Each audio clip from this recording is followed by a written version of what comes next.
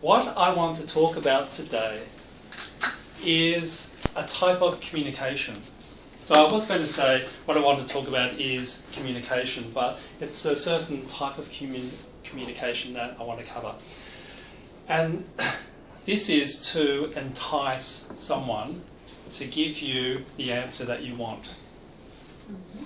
So when you ask a question of someone, you can ask them, we all have ways of asking a question, and we don't always get what we want.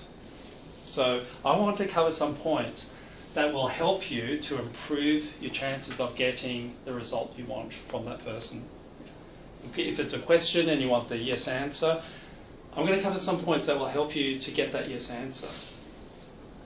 So number one is to be genuine. So I'll give an example.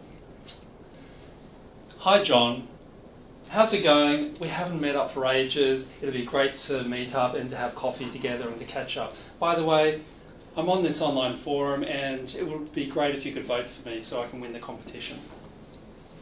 Now, how does that come across? Is genuine?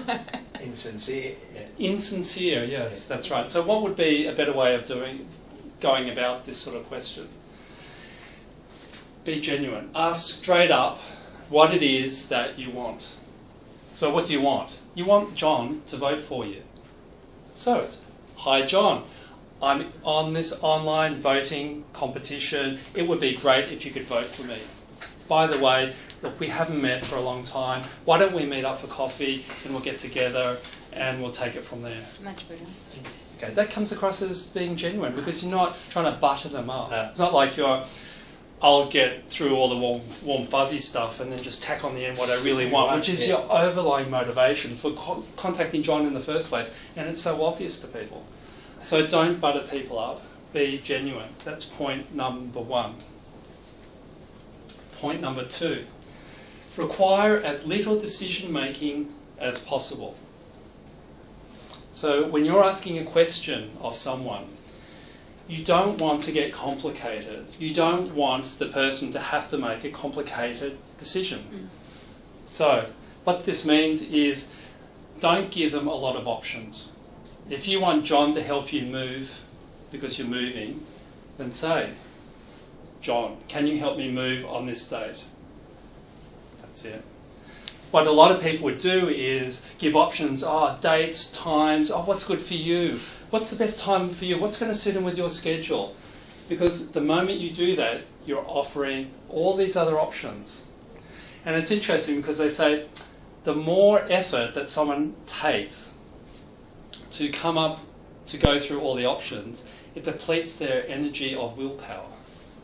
So if John's thinking, well, what's the best time? I could do it then, but then that's conflicting with something else. What about this? What about that?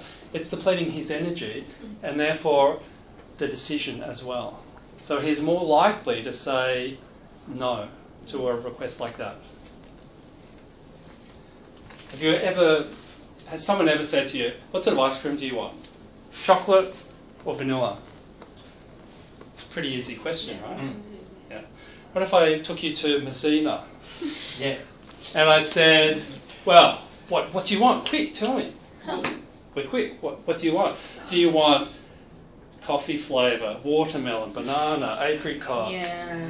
And get this, I kid you not, croissant flavour. Yeah. Croissant flavour. I mean, how easy is it going to be to make that decision?